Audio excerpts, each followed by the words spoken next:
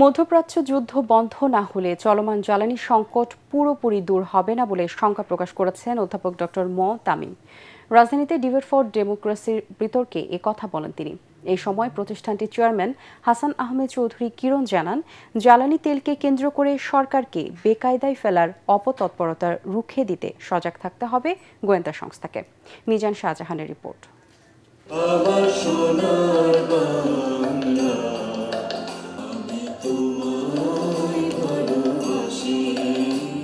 জ্বালানি সংকট মোকাবেলায় করণীয় নিয়ে ছায়া সংসদ বিতর্কের আয়োজন করে ডিবেট ফর ডেমোক্রেসি। সরকারি দল Bangladesh university of business and technology আর বিরোধী দলের আসনে স্টেট ইউনিভার্সিটি অব বাংলাদেশ। আমরা বারবার দেখাচ্ছি যে অভ্যন্তরীণ বাস্তবতার যদি জোর দেন তাহলে আপনি মেকানিজম করতে পারবেন। অভ্যন্তরীণ ব্যবস্থা যতই উন্নত হোক না কেন, বাংলাদেশ একটা আমদানি নির্ভর দেশ।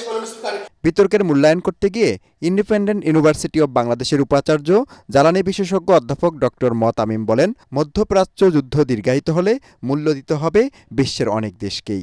যদি জাহাজ না আসে, এই শঙ্কাটা থেকেই যাচ্ছে। এই শঙ্কা থেকে সাধারণ মানুষকে মুক্ত করা একটা সহজ ব্যাপার না। আমার ব্যক্তিগত ধারণা একমাত্র যুদ্ধ বন্ধ হলে এই শঙ্কা চলে যাবে। এ সময় ছায়া সংসদের স্পিকার ও ডিবেট ফর ডেমোক্রেসির চেয়ারম্যান হাসান আহমেদ চৌধুরী কিরণ বলেন, জ্বালানি নিরাপত্তা নিশ্চিত করা না গেলে সামাজিক অস্থিরতা তৈরি হতে পারে। সরকারি গোয়েন্দা সংস্থা নজরদারি না বাড়ালে এই সরকারকে বেকায়দায় ফেলবার জন্য একটি কুচুরকি মহল সবসময় তৎপর থাকে। সে কারণে আমরা মনে করি যে এই জ্বালানি সংকট মোকাবেলা করবার জন্য আমাদেরকে এই সংকটকালীন অবস্থায় সকলকে ঐক্যবদ্ধ থাকতে হবে। আজকে এই সরকারে যারা রয়েছেন এবং বিরোধী দলে যারা রয়েছেন এবং জনগণ যারা রয়েছেন, বিভিন্ন স্টেক হোল্ডার রয়েছেন, সকলে মিলে কিন্তু সকল অংশীজন মিলেই কিন্তু আমরা আমাদের এই বৈশ্বিক পরিস্থিতিতে জ্বালানি নিরাপত্তার যে বিঘ্নিত হচ্ছে, যে সংকট হচ্ছে, সেই সংকট মোকাবেলা আমরা করতে পারবো বলে আশা করি।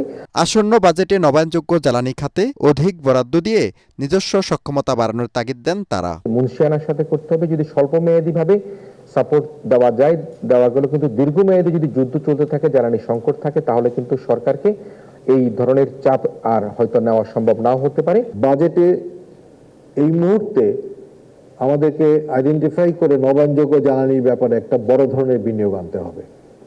নবায়নযোগ্য জ্বালানির ক্ষেত্রে এটা যদি আমি, আর বাকিগুলো তো যেগুলো আছে রুটিন আছে।